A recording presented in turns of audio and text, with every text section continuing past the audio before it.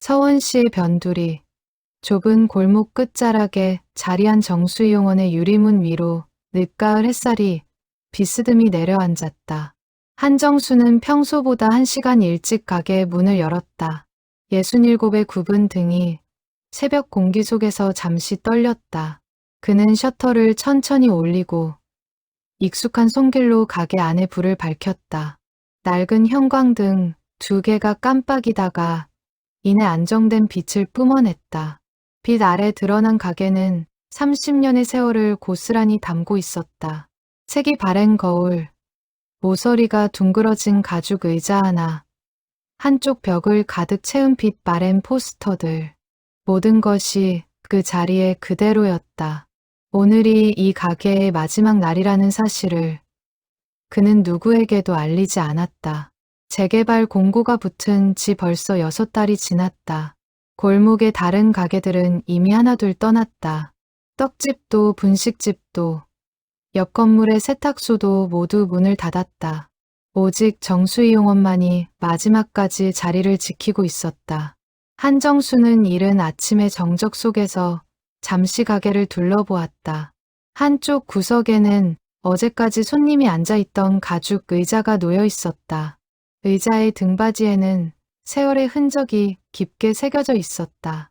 수없이 많은 어깨들이 그 자리에 기대고 갔다. 수없이 많은 목소리가 이 작은 공간을 채웠다 사라졌다. 그는 천천히 의자에 손을 얹었다. 차가운 가죽이 손바닥에 닿았다. 그러자 문득 30년 전 처음 이 의자를 들여놓던 날이 떠올랐다. 그때 그의 아내 박수님은 옆에서 2 손을 모으고 환하게 웃었다. 여보, 이 자리에서 좋은 사람 많이 만나요. 좋은 사람을 많이 만나라고 했다. 좋은 일을 많이 하라고는 하지 않았다. 그러나 그 한마디가 어쩌면 그의 30년 인생을 결정지은 말이 되었는지도 몰랐다. 한정수는 거울 앞에 섰다. 거울 속에는 머리가 거의 백발이 된 한 노인이 그를 바라보고 있었다. 깊게 패인 주름과 굽은 어깨. 그러나 그 눈만은 여전히 맑았다. 그는 작업복으로 갈아입었다. 오랜 세월 함께 한 흰색 가운이었다. 손목 부분이 달아해졌지만 그는 새 것을 사지 않았다. 익숙한 것을 좋아하는 사람이었다. 벽에 걸린 시계가 7시 40분을 가리켰다. 평소라면 이 시간에 첫 손님이 들어왔다. 인근 공장에서 출근하기 전 머리를 다듬으러 오는 김씨. 혹은 등굣길에 잠시 들르는 학생 1~2명. 그러나 오늘은 누구도 오지 않을 것이었다. 어제 마지막 단골에게 가게를 정리한다고 말했을 때 그는 한참을 말없이 앉아 있었다. 그러다가 한정수의 손을 잡고 이렇게 말했다. 한 사장, 그동안 정말 고마웠어요.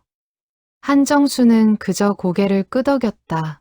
무슨 말을 해야 할지 몰라서였다. 그 자신도 그동안 누군가에게 무슨 의미였는지 잘 모르는 사람이었다. 그저 머리를 자르는 사람이었다. 그저 의자에 앉은 사람의 이야기를 듣는 사람이었다. 그저 그뿐이라고 생각하며 살았다. 그러나 그가 모르는 것이 하나 있었다. 이 가게의 안쪽 작은 창고에는 오랜 세월 동안 차곡차곡 쌓인 그의 비밀이 잠들어 있다는 사실이었다. 낡은 가죽 가방 하나. 그것이 오늘 누군가의 손에 의해 열리게 될 것이라는 사실은 아직 아무도 알지 못했다. 한정수는 가위와 빗을 챙겨 작업대 위에 가지런히 놓았다. 마치 보통의 영업일처럼, 오늘도 누군가 그의 의자에 앉을 것처럼. 그는 의자에 천천히 걸터 앉아 가게 한가운데서 골목길을 바라보았다. 서원공업고등학교의 정문이 골목 끝에서 빼꼼히 보였다. 늦가을 바람이 학교 앞 은행나무를 흔들고 있었다. 노란 잎이 하나둘 떨어져 길 위에 흩어졌다. 그의 눈이 잠시 그 풍경에 머물렀다. 30년이었다. 정확히 30년 동안 그는 저 학교의 정문을 매일 바라보며 살았다. 그리고 저 정문을 드나든 수많은 소년들의 머리카락이 그의 손을 거쳐갔다. 셀 수 없이 많은 뒷목과 셀 수 없이 많은 그늘진 표정들. 그는 그 표정들을 하나도 잊지 못했다. 오늘 아침 그가 가게 문을 일찍 연 이유는 단 하나였다. 마지막으로 이 자리에 앉아 그 풍경을 오래오래 바라보고 싶었기 때문이었다. 문득 골목 끝에서 발소리가 들렸다. 한정수가 고개를 들었다. 가게의 유리문 너머로 한 사내가 천천히 다가오고 있었다. 검은 점퍼에 청바지, 손에는 작은 종이 가방. 그의 유일한 제자, 민호였다. 민호는 가게 앞에 잠시 멈춰섰다. 그리고 안을 들여다보았다. 두 사람의 눈이 마주쳤다. 민호의 눈동자가 미세하게 흔들렸다. 그는 이미 알고 있었다. 오늘이 마지막이라는 것을. 문이 열렸다. 마지막 손님이 들어오는 것처럼 천천히 민호는 가게 안으로 들어서며 가볍게 고개를 숙였다. 손에 들고 있던 종이 가방을 작업대 한쪽에 조심스럽게 내려놓았다. 따뜻한 캔커피 2개와 단팥빵 2개. 10년 동안 변하지 않은 아침의 의식이었다. 한정수는 가만히 그를 바라보았다. 민호의 등도 어느새 조금 굽어 있었다. 어느덧 34살. 그를 처음 만났던 그 19살의 모습은 이제 어디에도 없었다. 오늘은 좀 일찍 왔습니다. 민호의 목소리는 평소보다 낮았다. 한정수는 천천히 고개를 끄덕이며 캔커피 하나를 집어들었다. 그러나 따지는 않았다. 두 손바닥으로 따스함만 느꼈다. 침묵이 흘렀다. 그러나 그것은 어색한 침묵이 아니었다. 10년을 함께한 두 사람 사이에는 굳이 말이 필요하지 않은 시간이 있었다. 민호는 작업대 옆 작은 의자에 앉아 가게를 둘러보았다. 그의 시선이 한 곳에 멈췄다. 거울 옆벽에 걸린 작은 액자. 그 안에는 빛바랜 흑백 사진 한 장이 들어 있었다. 젊은 시절의 한정수가 작업대 앞에서 어색하게 웃고 있는 사진이었다. 그 사진을 볼 때마다 민호는 늘 궁금했다. 사진 속의 청년이 어떻게 지금의 노인이 되었는지, 그동안 무엇을 보고, 무엇을 들으며, 무엇을 견디며 살아왔는지. 그러나 민호는 한 번도 묻지 않았다. 묻는 것이 무례하다는 것을 알고 있었다. 어떤 사람의 침묵은 그 자체로 한 권의 책이라는 사실을 그는 일찍 배웠다. 한정수의 인생을 한 줄로 요약한다면 그것은 잘려나간이라는 단어일지도 몰랐다. 15살 무렵 그의 아버지는 공사장 사고로 세상을 떠났다. 한정수는 그날 학교에서 돌아오는 길에 골목 어귀에 모여있는 사람들을 보았다. 어머니의 통곡 소리가 좁은 골목을 가득 메우고 있었다. 그날 이후로 그의 어린 시절은 잘려나갔다. 어머니는 식당 일을 시작했다. 새벽에 나가서 밤늦게 돌아왔다. 손은 늘 거칠었고 어깨는 매일 더 작아져 갔다. 한정수는 막내 동생을 업고 다니며 어머니의 빈자리를 메우려 애썼다. 학교는 형편상 중학교 졸업까지가 전부였다. 16살 봄, 그는 일자리를 구하러 시내로 나갔다. 그때 우연히 만난 사람이 김영감이었다. 시장통 모퉁이에서 작은 이용원을 하던 노인. 김영감은 그를 한참 바라보더니 이렇게 말했다. 너 손이 곱구나. 가위 잡아볼래? 한정수는 그날부터 김영감의 가게에서 잔심부름을 하며 이발을 배웠다. 처음 몇 달은 빗자루질만 했다. 그 다음에는 손님의 머리를 감겨드렸다. 가위를 잡기까지 1년이 걸렸다. 김영감은 말이 적은 사람이었지만 한정수에게 한 가지를 끊임없이 가르쳤다. 이발사는 말이다. 머리만 깎는 사람이 아니야. 손님의 얼굴을 봐. 얼굴 뒤에 있는 마음까지 봐. 그게 진짜 이발사다. 한정수는 그 말을 평생 잊지 않았다. 세월이 흘러 한정수는 어머니를 떠나보냈다. 어머니는 마지막 순간까지 일을 했다. 병석에 누운 지 한 달 만에 조용히 눈을 감았다. 어머니의 손을 잡고 그는 처음으로 소리내어 울었다. 그날 이후 한정수의 마음 한구석에는 작은 구멍이 생겼다. 그 구멍은 좀처럼 메워지지 않았다.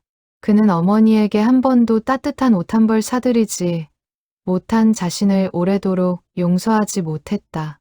28배 그는 시장 근처 작은 교회에서 박수님을 만났다. 그녀는 가난한 집안의 둘째 딸이었고 봉제 공장에서 일하는 조용하고 마음이 깊은 여자였다. 두 사람은 결혼식 비용도 빠듯해 양가 친척들만 모셔놓고 작은 식을 올렸다. 신혼은 단칸방에서 시작되었다. 그러나 두 사람은 서로의 손을 잡고 한 해 조금씩 앞으로 나아갔다. 그렇게 10년이 지난 어느 봄날 그는 마침내 자신의 가게를 갖게 되었다. 서원시 변두리의 좁은 골목, 임대료가 싸다는 이유로 고른 자리였다. 골목의 끝에는 작은 공업고등학교가 있었다. 그때만 해도 그 학교가 자신의 삶을 어떻게 바꾸어 놓을지 그는 짐작조차 하지 못했다. 가게 문을 처음 열던 날, 박수님은 작은 종이에 무언가를 적어 작업대 서랍에 넣었다. 여보, 이건 우리의 첫 번째 손님께 드리는 우리 마음이에요. 종이에는 이렇게 적혀 있었다. 오늘 손님의 하루가 어제보다 조금 더 따뜻하기를. 한정수는 그 종이를 한참 들여다보았다. 그때부터였을 것이다. 그의 마음 속에 작은 씨앗이 심어진 것은 오늘 마지막 영업일의 아침. 그 서랍은 여전히 같은 자리에 있었다.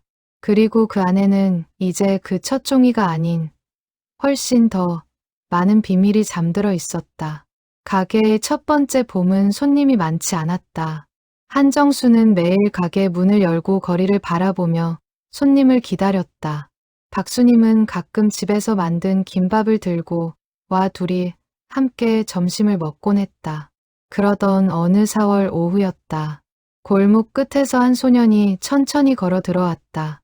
교복 차림의 등에는 검은 가방을 메고 있었다. 그러나 그의 한쪽 눈가에는 시퍼런 멍이 들어 있었다. 입술도 한쪽이 부어 있었다. 한정수는 가위를 내려놓고 잠시 그를 바라보았다. 소년은 고개를 푹 숙인 채 의자에 앉았다. 거울 속에 자신을 보지 않으려 애쓰는 것 같았다. 머리, 어떻게 해드릴까요?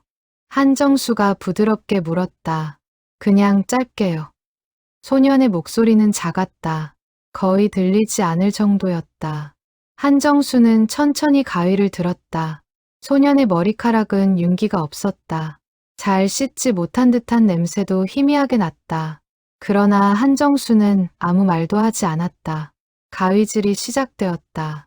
사각사각 머리카락이 어깨 위로 떨어졌다. 한정수는 거울을 통해 소년의 얼굴을 가만히 들여다보았다.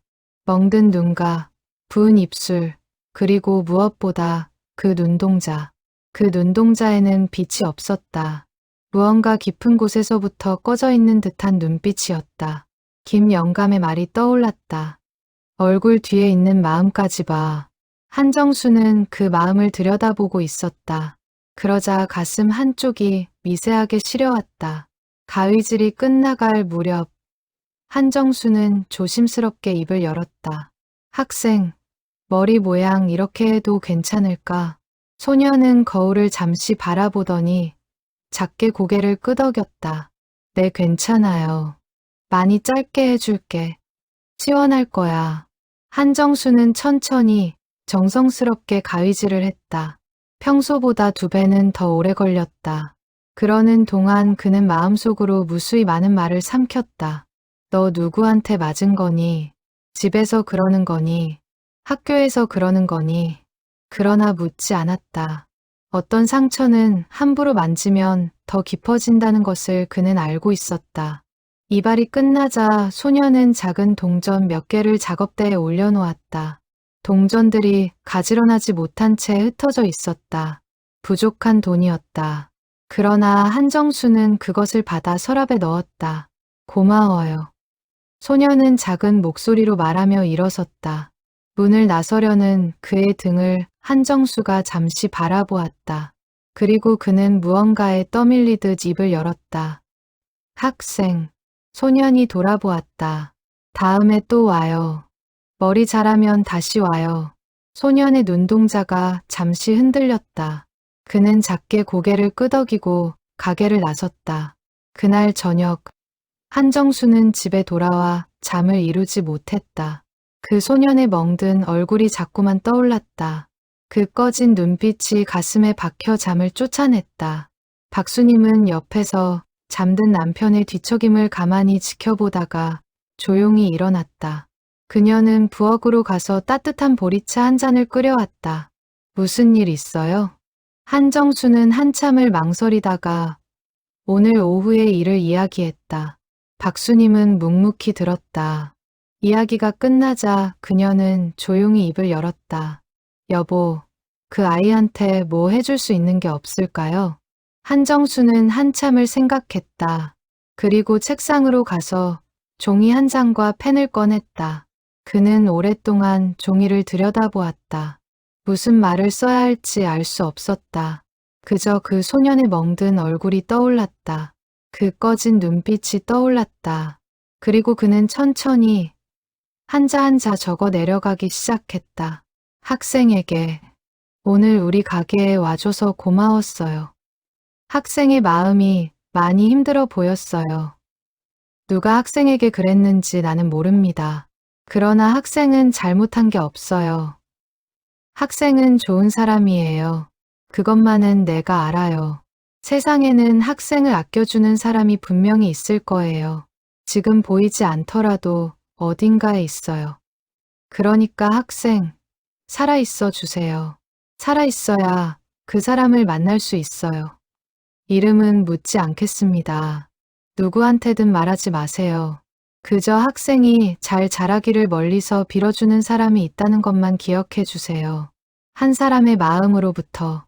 종이를 다 적고 나서 그는 잠시 멍하니 앉아 있었다. 그러나 그는 이 편지를 그 소년에게 직접 줄 용기가 없었다. 자신이 누군지 알리는 것이 두려웠다. 그저 머리 깎는 늙은이가 무슨 자격으로 학생에게 이런 말을 하느냐고 비웃을지도 모른다는 생각이 들었다. 그러나 박수님은 다음 날 그 편지를 들고 학교 정문 앞으로 갔다. 그리고 마침 등교하는 그 소년을 발견하고는 조심스럽게 다가갔다. 학생, 누가 이걸 전해달라고 했어요. 누군지는 묻지 말래요. 소년은 어리둥절한 표정으로 봉투를 받아들었다. 그날 이후 한정수의 가게에는 또 다른 풍경이 생기기 시작했다. 그날 이후 한정수에게는 새로운 습관이 생겼다. 가게 문을 닫는 저녁이 되면 그는 작업대 앞에 앉아 종이를 꺼냈다. 그리고 그날 가게에 다녀간 학생들 중 마음에 걸리는 아이가 있으면 한자 한자 편지를 적어 내려갔다. 학생의 머리를 깎으면서 그는 보았다. 들었다. 느꼈다. 손님의 얼굴 뒤에 있는 마음을 보라는 김 영감의 가르침은 그의 본능이 되어 있었다. 어떤 아이는 머리를 자르는 동안 한숨을 쉬었다. 어떤 아이는 손등에 자해의 흔적이 있었다. 어떤 아이는 학교 가방을 자꾸 만지작거리며 안절부절 못했다. 어떤 아이는 거울에 비친 자신의 얼굴을 똑바로 보지 못했다. 한정수는 그 작은 신호들을 놓치지 않았다. 그는 묻지 않았다. 다만 가위질을 좀 더 정성스럽게 했다. 머리를 감겨주는 동안 어깨를 한 번 더 토닥였다. 끝나고 나갈 때 또 와요라는 말에 좀 더 따뜻한 마음을 담았다. 그리고 저녁이 되면 그는 그 아이에게 편지를 썼다. 편지는 결코 길지 않았다. 그러나 한자 한자에는 깊은 마음이 담겨 있었다. 그는 자신의 신원을 밝히지 않았다. 그저 한 사람의 마음으로부터라고만 적었다. 편지를 다 적으면 그는 그것을 봉투에 넣었다. 그리고 그 봉투를 작업대 옆 서랍에 넣어두었다. 일주일에 한 번씩 박수님이 직접 학교 앞에 가서 봉투를 전달했다. 어떤 날은 친구를 통해 전해달라고 부탁했다. 어떤 날은 그 학생이 자주 다닌다는 분식집 사장님에게 슬쩍 맡겨두기도 했다. 박수님은 한 번도 불평하지 않았다. 오히려 그녀는 남편보다 더 적극적으로 그 일을 도왔다. 그녀는 가난한 사람의 마음을 알았다. 외로운 사람의 마음을 알았다. 자신의 어머니가 그러했고 자신의 어린 시절이 그러했기 때문이었다. 한정수는 편지를 보낸 후 자신의 손글씨로 다시 한번 똑같이 옮겨 적었다. 그리고 그 사본을 따로 보관했다. 처음에는 그저 자신의 마음을 정리하기 위해서였다. 두 번째로 적으면서 그는 자신이 누구에게 어떤 말을 했는지 또렷이 기억할 수 있었다. 그리고 그 사본들이 차곡차곡 쌓여갈 무렵 그는 작은 가죽 가방 하나를 샀다. 색이 짙은 갈색의 가죽 가방. 잠금 장치는 단순한 금속 걸쇠 하나. 크기는 그리 크지 않았다. 그러나 단단하게 만들어진 가방이었다. 그는 그 가방을 가게 안쪽 창고의 가장 깊은 곳, 낡은 서랍장 속에 넣어두었다. 그리고 매번 편지의 사본을 적은 종이를 그 가방 안에 차곡차곡 쌓아두었다. 일주일이면 한두 장, 한 달이면 너댓 장, 1년이면 수십 장이 되었다. 10년이 지났을 무렵 가방은 절반쯤 차 있었다. 세월이 흘렀다. 한정수의 머리는 조금씩 휘어졌다. 박수님의 손은 점점 더 거칠어졌다. 두 사람 사이에 외동아들 태원이가 태어났다. 태원이가 자라는 동안에도 한정수의 저녁 습관은 변하지 않았다. 어느 날은 너무 피곤해서 펜을 쥔 채로 졸기도 했다. 그러나 그는 멈추지 않았다. 박수님은 가끔 농담처럼 말했다. 여보, 우리 가게가 이용원이 아니라 우체국 같아요. 한정수는 그저 빙긋이 웃을 뿐이었다. 그러던 어느 해 가을, 박수님은 갑작스럽게 몸이 좋지 않다고 했다. 병원에서는 위암 말기라고 했다. 그 진단을 받은 날, 두 사람은 가게에 함께 앉아 오래오래 침묵했다. 박수님은 마지막 순간까지도 한 가지를 부탁했다. 여보, 그 편지 쓰는 일 절대 멈추지 마요. 그게 우리 두 사람이 함께한 가장 좋은 일이었으니까. 한정수는 그녀의 손을 잡고 약속했다. 두 사람은 그것이 마지막 약속이 될 줄 알면서도 그저 그 약속만을 입에 담았다. 박수님이 떠난 후 한정수는 한동안 가게 문을 닫지 못했다. 가위를 들 손에 힘이 들어가지 않았다. 거울 속에 자신이 낯설었다. 그러나 그는 결국 다시 일어섰다. 그리고 다시 편지를 쓰기 시작했다. 박수님의 빈자리를 채우기 위해 그는 직접 학교 앞으로 봉투를 들고 갔다. 누군가에게 부탁할 마음이 없었다. 마지막 약속을 지키는 일은 자신의 손으로 직접 하고 싶었다. 그가 학교 정문 앞에 서서 등하굣길의 아이들을 멀리서 바라보던 그 시간, 그것이 그의 또 하나의 일이 되었다. 가죽 가방은 그렇게 매년 조금씩 무거워졌다. 20년이 지났을 때 가방은 거의 가득 차 있었다. 한정수는 더 큰 상자를 마련해서 옛 편지들을 옮겨두었다. 그리고 가방에는 가장 최근의 편지 사본들만 보관했다. 세월의 무게를 견디며 가방의 가죽은 더 짙은 색으로 길들여졌다. 모서리는 닳아 둥그러졌다. 손잡이의 가죽은 한정수의 손때가 묻어 반들반들했다.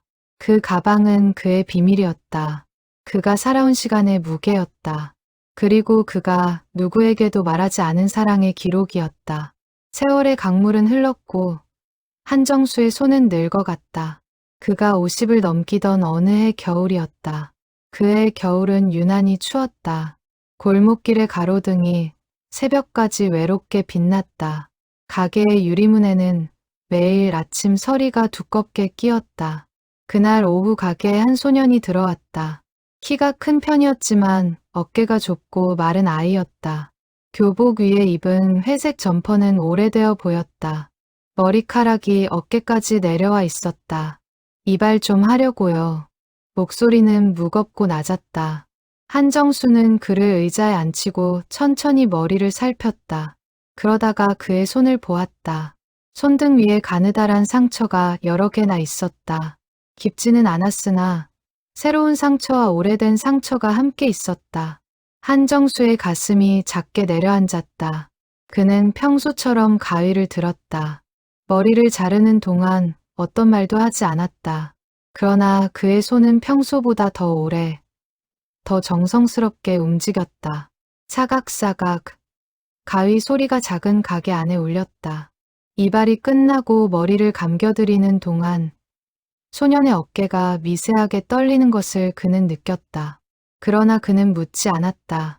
그저 따뜻한 물로 정성껏 머리를 감겼다.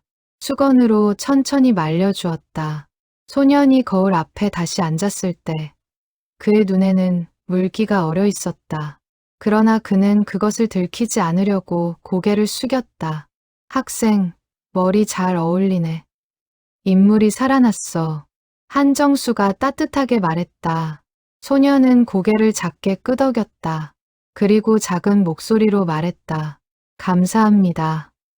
소년이 가게를 나간 후 한정수는 한참을 작업대 앞에 앉아 있었다. 그날 저녁 그는 종이를 꺼내 들었다. 그리고 그 소년에게 편지를 쓰기 시작했다. 그러나 펜을 들고 한참을 망설였다.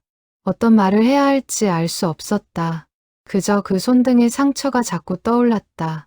그는 천천히 적어 내려갔다. 학생에게 오늘 우리 가게에 와줘서 고마웠어요. 학생의 손을 보았어요. 학생이 얼마나 힘든 시간을 보내고 있는지 누구에게도 말하지 못한 그 무거움을 나는 짐작만 할 뿐이에요. 학생이 무엇 때문에 그렇게 자신을 아프게 하는지 나는 모릅니다. 그러나 학생, 한 가지만은 알아주세요. 학생의 몸은 학생 혼자의 것이 아니에요. 학생을 낳아준 누군가가 있고 학생을 기다리는 누군가가 있어요. 그리고 무엇보다 미래의 학생이 있어요. 지금의 학생을 미래의 학생이 기다리고 있어요. 10년 후, 20년 후의 학생이 지금 이 시간을 지나고 있는 학생을 기다려요. 그러니 그 사람을 위해서라도 학생, 살아있어 주세요. 오늘 한 일도, 어제의 한 일도 다 잊으세요.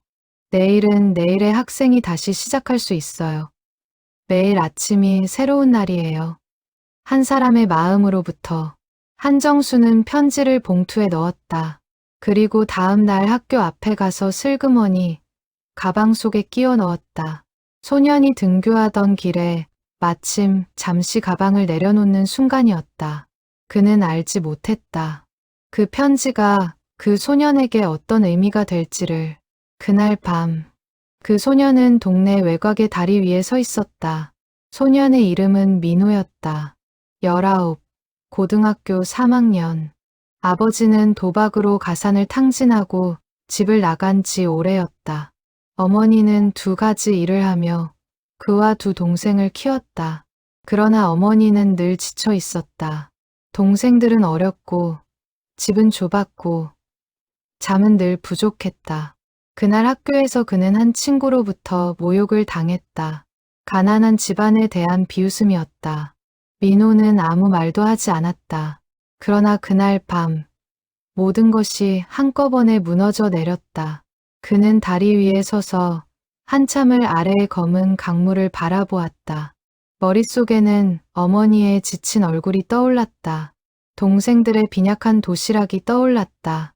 그리고 자신이 사라지면 그 짐도 조금은 가벼워지지 않을까 하는 생각이 들었다. 그때 그의 가방 속에서 무언가가 떠올랐다. 오늘 아침에 받은 봉투였다. 누가 넣었는지 모르는 봉투. 그는 학교에서 쉬는 시간에 그것을 꺼내 읽었다. 처음에는 그저 황당했다. 2번째 읽으니 가슴이 이상했다. 3번째 읽었을 때 그는 화장실에 들어가 한참을 울었다. 다리 위에서 그는 그 봉투를 다시 꺼냈다. 가로등 불빛 아래에서 떨리는 손으로 종이를 펼쳤다. 미래의 학생이 학생을 기다려요. 그 한 줄이 어둠 속에서 작은 빛이 되었다. 민호는 한참을 그 자리에 서 있었다. 그리고 천천히, 아주 천천히 다리를 떠났다. 그날 밤 그는 어머니가 잠든 옆에 누워 종이를 가슴에 품고 잠이 들었다. 그러나 그는 누가 그 편지를 보냈는지 끝내 알지 못했다. 세월은 머리카락처럼 자라고 또 잘렸다. 어떤 해는 길게, 어떤 해는 짧게. 민호가 그 다리에서 돌아온 후 15년이 흘렀다. 그동안 한정수는 묵묵히 가위질을 했다. 그의 머리는 점점 더 휘어졌다. 손가락 마디는 굵어졌다. 시력도 예전 같지 않았다. 그러나 그의 편지는 멈추지 않았다. 가죽 가방 안의 편지 사본은 차곡차곡 쌓여갔다. 가게 안쪽 창고의 서랍장은 점점 무거워졌다. 그러는 동안 시대도 변했다. 인근에 새로운 미용실들이 생겼다. 젊은 사람들은 더 이상 이용원을 찾지 않았다. 한정수의 가게에 오는 학생들의 수도 점점 줄었다.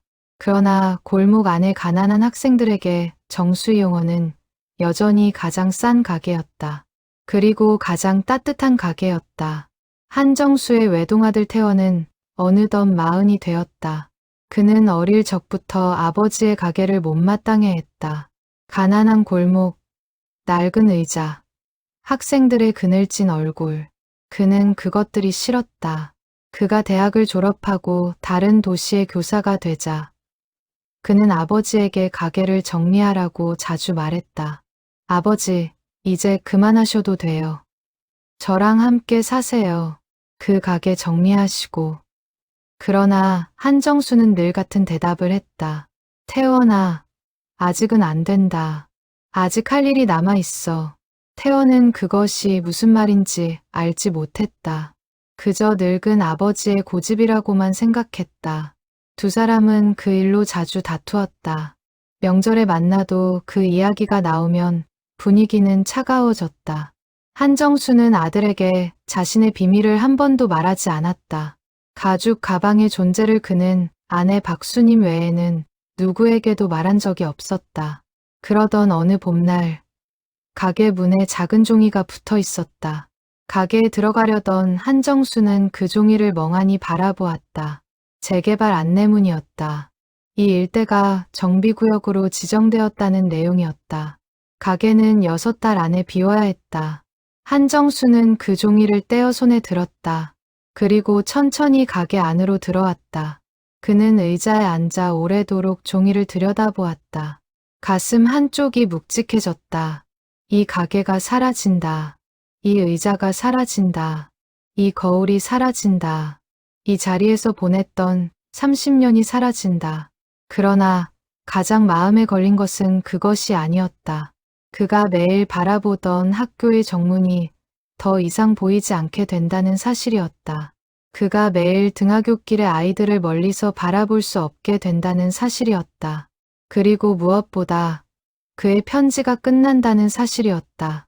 그날 저녁 한정수는 집에 돌아와 종이와 펜을 꺼냈다. 그러나 그날만은 편지를 쓸 수 없었다.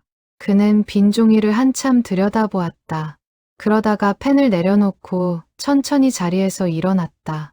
거울 앞에 선 그는 자신을 가만히 바라보았다. 너는 누구를 위해 살았느냐? 너는 무엇을 남겼느냐? 그러나 그는 그 질문에 답할 수 없었다. 그는 그저 머리 깎는 사람이었다.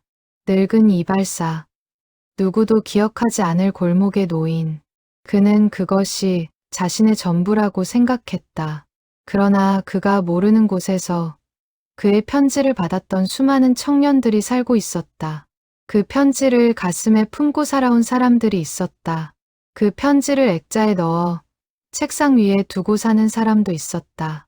그 편지를 자신의 자식에게 들려주는 부모가 된 사람도 있었다. 다만 그들 중 누구도 그 편지의 발신자가 누구인지 알지 못했다. 그리고 한정수 자신도 그것을 알 필요가 없다고 생각했다. 며칠 후 그의 가게에 한 청년이 들어왔다. 키가 크고 어깨가 단단한 청년. 짧은 머리에 깔끔한 차림. 그러나 무엇보다 그 눈빛이 깊었다. 청년은 가게 안을 둘러보더니 천천히 한정수에게 다가왔다. 안녕하세요, 사장님. 한정수는 그를 잠시 바라보았다. 어딘가 낯이 익었다. 그러나 누구인지 떠오르지 않았다. 머리 좀 깎으러 왔어요. 사장님께 깎고 싶어서요. 청년은 그렇게 말하고 의자에 앉았다. 그날 한정수는 그 청년의 머리를 정성스럽게 깎았다. 청년은 가만히 거울 속에 자신을 바라보고 있었다. 이발이 끝나갈 무렵 청년이 천천히 입을 열었다. 사장님, 혹시 제자 한 사람 안 받으실래요? 한정수가 가위를 멈추고 그를 바라보았다. 제가 이발을 배우고 싶어서요. 사장님께 배우고 싶습니다. 청년의 이름은 민호였다. 민호가 한정수의 제자가 된 그날, 한정수는 알지 못했다.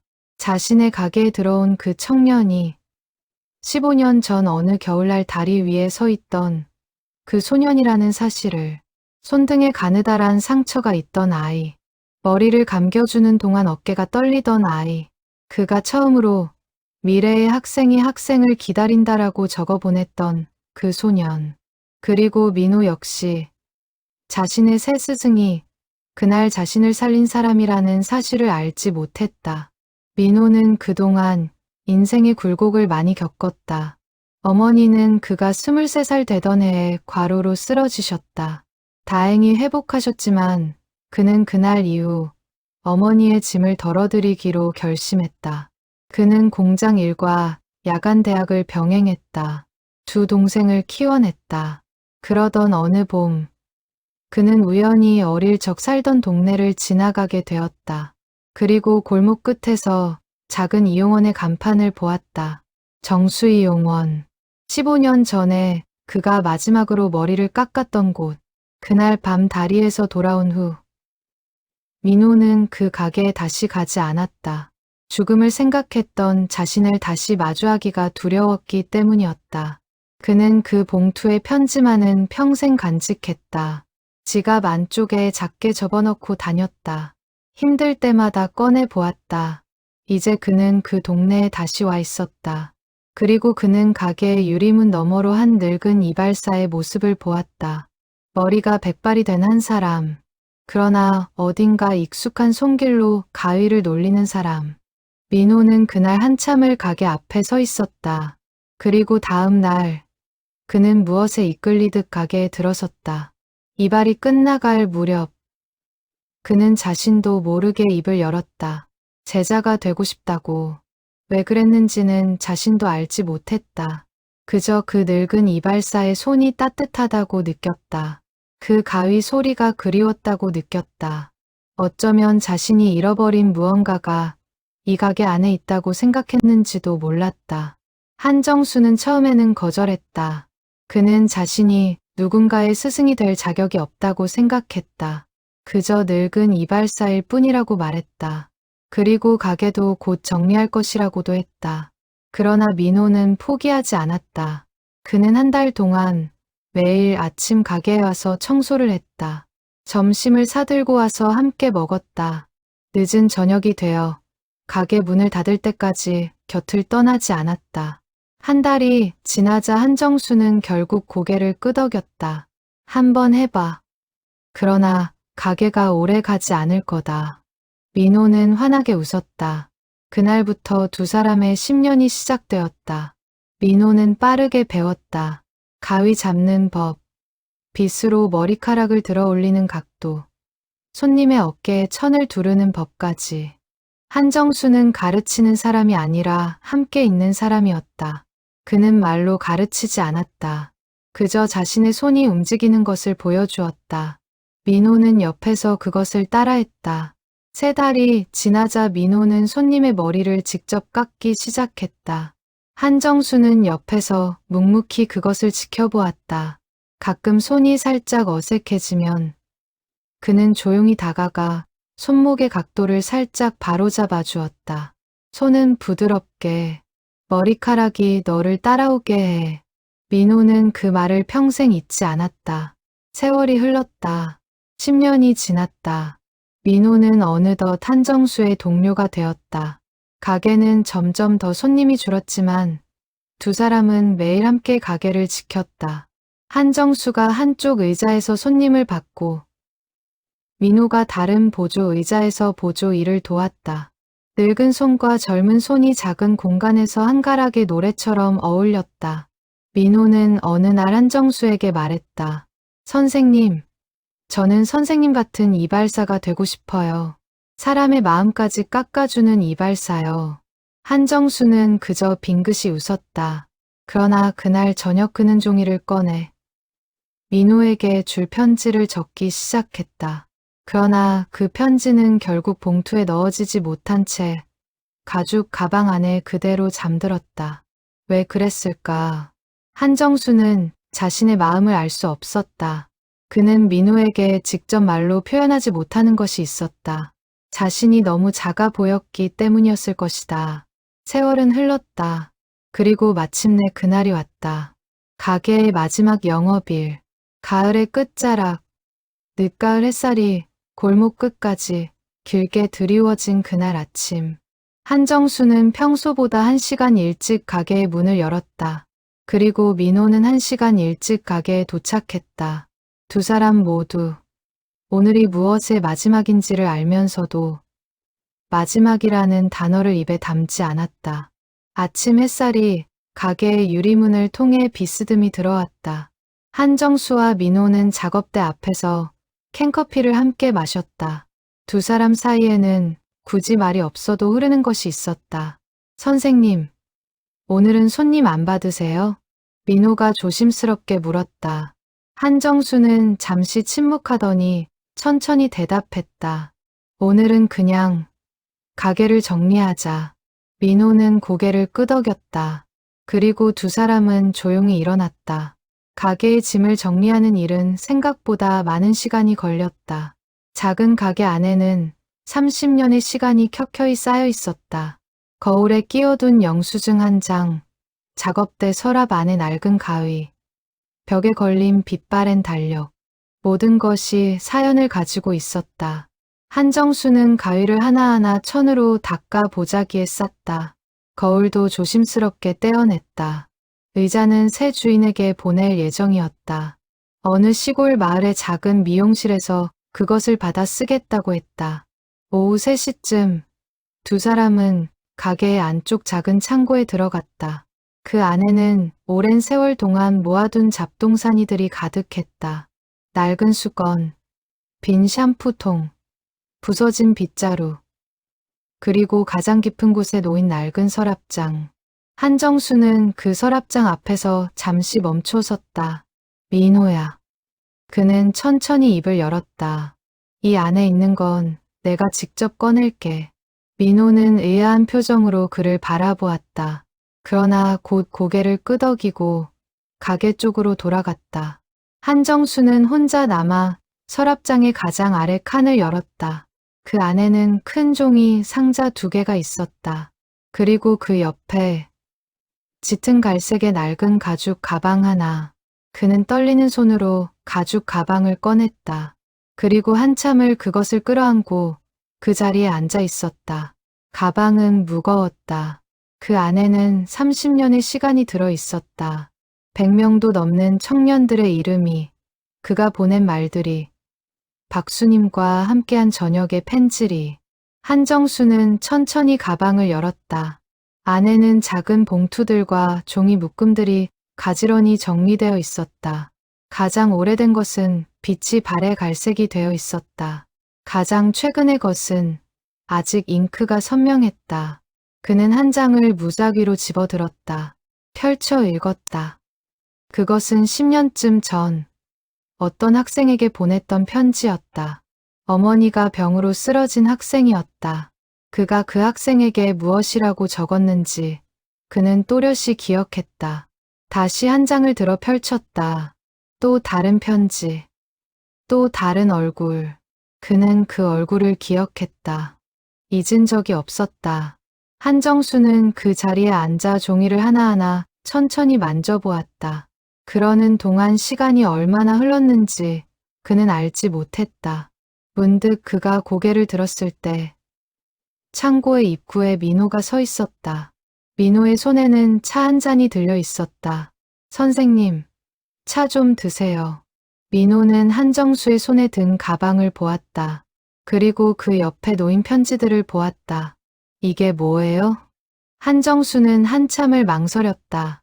그는 처음으로 누군가에게 이것을 보여주는 사람이 되어 있었다. 박수님 외에 그의 비밀을 아는 사람은 아무도 없었다. 그러나 오늘은 마지막 날이었다. 그는 천천히 입을 열었다. 이거 내가 30년 동안 쓴 편지 사본이야. 민호는 의아한 표정으로 그를 바라보았다. 무슨 편지요? 우리 가게에 다녀간 학생들에게 보낸 편지. 민호의 표정이 천천히 굳어갔다. 그는 가방 안에 종이들을 한 장 한 장 들여다보기 시작했다. 가장 오래된 것부터 가장 새 것까지. 종이마다 다른 이름은 적혀 있지 않았다. 그저 학년, 옷차림, 그날의 인상이 짧게 적혀 있었다. 그리고 그 학생에게 보낸 편지의 내용이 그대로 옮겨져 있었다. 민호는 그것을 읽기 시작했다. 처음에는 그저 호기심이었다. 그러나 종이를 한 장, 두 장 넘기는 동안 그의 손이 점점 떨리기 시작했다. 이건. 그의 머릿속에 한 가지 기억이 떠올랐다. 15년 전, 그가 다리 위에 서 있던 그 밤, 가방 안에서 꺼냈던 봉투, 그 한 장의 편지, 미래의 학생이 학생을 기다려요. 그 문장이 종이 위에서 흔들렸다. 민호는 떨리는 손으로 가방 속 종이들을 뒤지기 시작했다. 가장 오래된 것을 향해, 15년 전을 향해, 그리고 그는 찾아냈다. 흰 종이 위에 한정수의 손글씨로 또렷이 적혀있는 한 통의 편지. 회색 점퍼를 입고 머리가 어깨까지 내려온 키 큰 학생. 손등에 상처가 있던 학생. 그 학생에게 보낸 편지. 민호의 눈에서 눈물이 떨어졌다. 처음에는 한두 방울이었다. 그러나 곧 그는 종이 위에 떨어지는 자신의 눈물을 막을 수 없었다.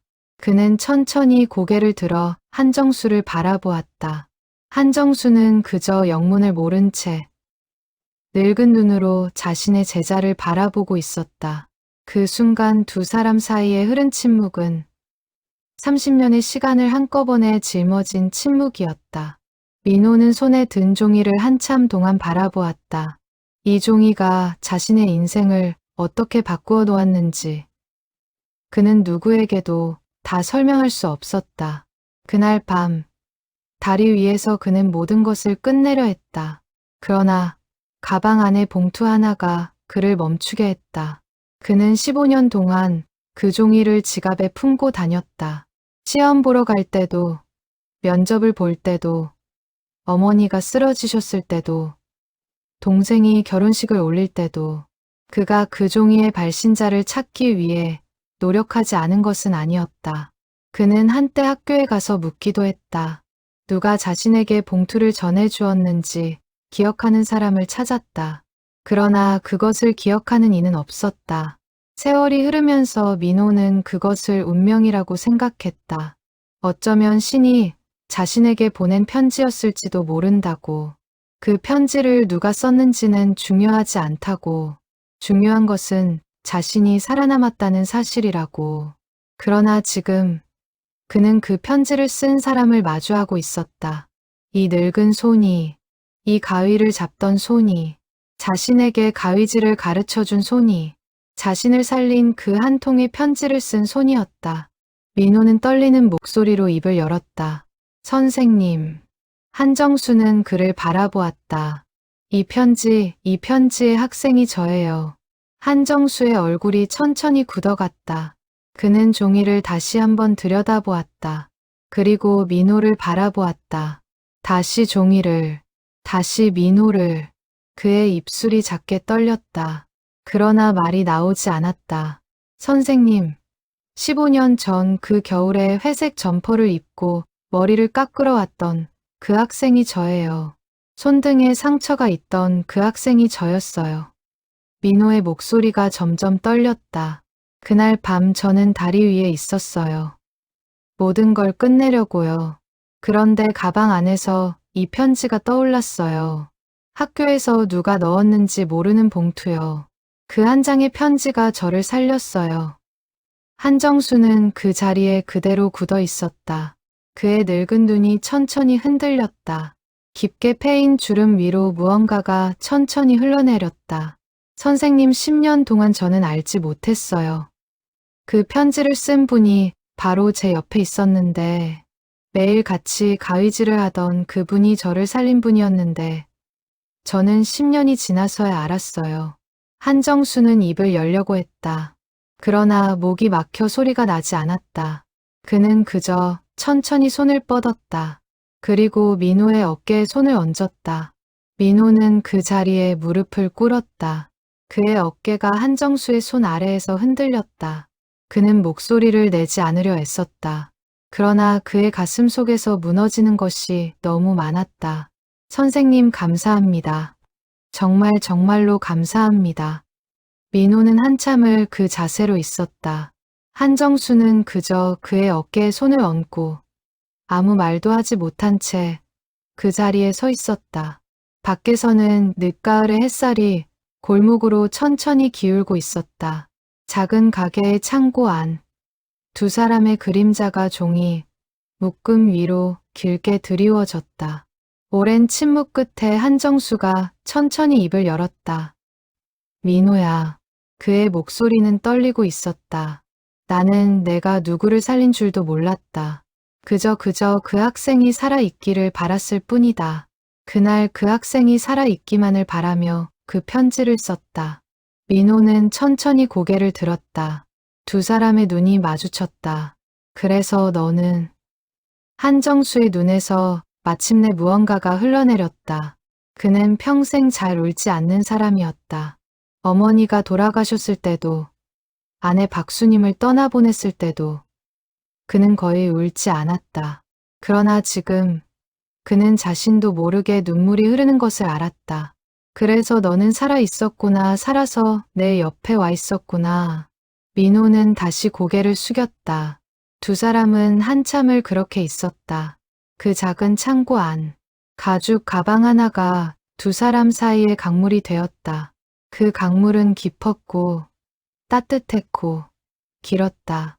30년의 시간이 그 강물을 만들었고 15년의 침묵이 그 강물을 채웠다. 그리고 마침내 두 사람이 그 강물에서 만났다. 어느 순간 민호가 천천히 일어섰다. 그는 가방 안의 종이들을 다시 한번 들여다보았다. 그리고 한정수에게 떨리는 목소리로 말했다. 선생님, 이 편지를 받은 사람이 저 말고도 많아요. 그렇죠? 한정수는 고개를 끄덕였다. 이 가방 안에는 수백 명의 이야기가 있다. 민호는 한참을 종이들을 들여다보았다. 그리고 천천히 말했다. 선생님, 그 사람들도 알아야 해요. 누가 자기를 응원했는지, 누가 자기에게 그 따뜻한 말을 남겼는지. 한정수는 천천히 고개를 저었다. 아니다. 그건 필요 없어. 그 사람들이 잘 살고 있으면 그것으로 충분해. 하지만 선생님, 민호야. 사람이 베푼 일은 알리지 않는 게 좋아. 알리는 순간 그건 베푼 게 아니라 빚이 되는 거야. 민호는 그 말에 잠시 침묵했다. 그러나 그의 가슴 속에서 무언가가 천천히 자라기 시작했다. 이 일을 그저 묻어두어서는 안 된다는 마음이. 그날 저녁 정수희 용원의 셔터가 마지막으로 내려갔다. 한정수는 한참을 가게의 유리문 앞에 서 있었다. 골목 끝의 학교 정문이 어둠 속에서 멀어져 갔다. 그 풍경을 그가 보는 것은 그날이 마지막이었다. 민호는 그의 옆에 서서 잠시 침묵했다. 그러다가 천천히 말했다. 선생님, 가시죠. 제가 모셔다 드릴게요. 한정수는 고개를 끄덕였다. 그러나 가방을 손에 든 채로 잠시 머뭇거렸다. 이 가방은 내가 가져가마. 민호는 그저 고개를 끄덕였다. 두 사람은 함께 골목을 빠져나왔다. 한정수는 굽은 등을 천천히 펴며 마지막으로 한번 가게를 돌아보았다. 닫힌 셔터, 빛 바랜 간판, 그가 30년을 지킨 작은 공간. 그는 가만히 고개를 숙였다. 고마웠다. 누구에게 한 말인지 알 수 없는 한마디였다. 다음 날 아침, 민호는 평소보다 일찍 일어났다. 그는 무언가에 떠밀리듯 한정수의 집으로 향했다. 작은 임대 아파트의 1층 방. 그가 도착했을 때 한정수는 거실에 앉아 가죽 가방을 옆에 두고 신문을 읽고 있었다. 선생님, 잠시만 시간 좀 내주세요. 민호는 어젯밤 한참을 고민했다. 그리고 결심했다. 그는 한정수에게 한 가지를 부탁했다. 선생님, 이 가방에 편지들 다 알릴 수는 없어도 한 가지만은 해주세요. 옛 학생들에게 한 번만이라도 작별 인사를 할 수 있게요. 한정수는 한참을 망설였다. 민호야, 그건 우리가 알릴 일이 아니야. 선생님, 한 번만요. 한 번만이라도. 민호는 자신이 어젯밤 적은 글을 한정수에게 보여주었다. 그것은 짧은 글이었다. 정수희 용원이 문을 닫는다는 사실. 30년 동안 이 가게를 지켰던 노인 한 분이 마지막 인사를 드리고 싶어 한다는 내용. 옛날 정수희 용원에 다녀간 적이 있는 분들이 작별의 자리에 와주셨으면 한다는 내용. 그 글에는 가죽 가방에 대한 이야기가 한 줄도 없었다. 편지에 대한 이야기도 없었다. 그저 늙은 이발사 한 분이 마지막 인사를 드리고 싶어 한다는 내용뿐이었다. 한정수는 그 글을 한참 들여다보았다. 그리고 천천히 고개를 끄덕였다. 그 정도라면 괜찮을 것 같다. 민호는 그날 그 글을 인근 동네의 작은 게시판과 자신의 SNS에 올렸다. 일주일 후 토요일 오후 2시 정수희 용원 자리에서 작은 작별 인사를 한다고. 옛날 그곳에 와본 적이 있는 분들은 누구든 환영한다고. 처음에는 큰 기대를 하지 않았다. 그저 동네 분들 몇 분이 오시면 되겠다고 생각했다. 그러나 일주일 후 토요일 오후 골목 끝에 사람들이 모이기 시작했다. 처음에는 2~3명이었다. 그러다가 5명, 10명, 20명. 사람들은 어디서 어떻게 알았는지 하나둘 모여들었다. 머리가 희끗한 중년의 남자도 있었다. 양복을 입은 40대도 있었다. 일하던 작업복 차림 그대로 달려온 사람도 있었다. 멀리서 차를 타고 온 사람도 있었다. 그들은 골목 끝에서 잠시 멈춰서서 셔터가 내려진 정수희 용원을 바라보았다. 그리고 천천히 다가와 인사를 했다. 가장 많이 한 말은 이 한마디였다. 사장님, 저 기억하시나요? 한정수는 한 사람 한 사람의 얼굴을 들여다보았다. 그의 늙은 기억 속에서 청년의 얼굴이 천천히 떠오르기 시작했다. 어떤 얼굴은 또렷이, 어떤 얼굴은 어렴풋이. 그러는 동안 한 중년의 남자가 다가왔다. 그는 잠시 한정수를 바라보다가 천천히 입을 열었다. 사장님, 저는 옛날에 사장님께 머리를 깎고 받은 봉투 하나를 가지고 평생을 살았어요. 누가 보낸 건지 몰랐어요. 그런데 오늘 와서 사장님 얼굴을 보니까 이상하게 사장님이실 것 같다는 생각이 들었어요. 한정수는 가만히 그를 바라보았다. 무어라 말하지 못했다. 그 남자는 더 이상 묻지 않았다. 그저 한정수의 손을 잡았다. 그리고 작게 고개를 숙였다. 감사합니다. 누구든 그분께 감사합니다. 그날 골목 끝에서 그렇게 작별 인사가 이어졌다. 한 사람 한 사람의 손이 한정수의 손을 잡고 갔다. 어떤 이는 눈물을 흘렸다. 어떤 이는 그저 미소를 지었다. 어떤 이는 작은 꽃 한 송이를 두고 갔다. 한정수는 어느 순간 가위를 든 손이 아닌 사람들의 손을 잡는 손이 되어 있었다. 해가 기울 무렵 사람들이 천천히 흩어졌다. 골목 끝에는 한정수와 민호만 남았다. 그리고 그 사이에 가죽 가방이 놓여 있었다. 한정수는 가방을 천천히 들어 올렸다. 그리고 민호에게 건넸다. 민호야, 이건 이제 내가 가지고 있어라. 민호는 놀란 표정으로 그를 바라보았다. 선생님, 이건 가게의 가위보다, 거울보다 더 소중한 거야. 내가 가지고 있어. 언젠가 너도 너만의 편지를 그 안에 더해주면 좋겠다. 민호는 떨리는 손으로 가방을 받았다. 그리고 한정수의 손을 꼭 잡았다. 선생님, 약속드릴게요. 제가 선생님 대신 계속할게요. 한정수는 빙긋이 웃었다. 그의 늙은 눈에 따뜻한 빛이 어렸다. 그래, 그러면 됐다. 골목 끝에서 가로등이 천천히 켜졌다. 늦가을의 차가운 공기 속에서 두 사람의 입김이 작은 구름이 되어 어두워지는 하늘로 올라갔다. 가게는 사라질 것이다. 셔터도, 의자도, 거울도 모두 사라질 것이다. 그러나 가방은 남았다. 그 안에 담긴 마음도 남았다. 한 늙은 이발사가 30년 동안 한자 한자 새긴 사랑이, 그리고 한 청년이 15년 동안 가슴에 품고 살아온 한 통의 편지가 마침내 그 발신자에게 닿은 자리에서 또 다른 30년이 시작되고 있었다. 세상에는 우리가 모르는 사이에 우리를 살리는 손이 있다.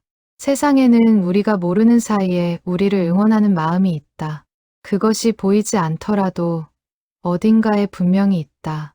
한 사람의 마음으로부터 시작된 그 무언가가 또 다른 한 사람의 마음으로 흘러가는 한, 이 세상은 아직 조금은 따뜻하다.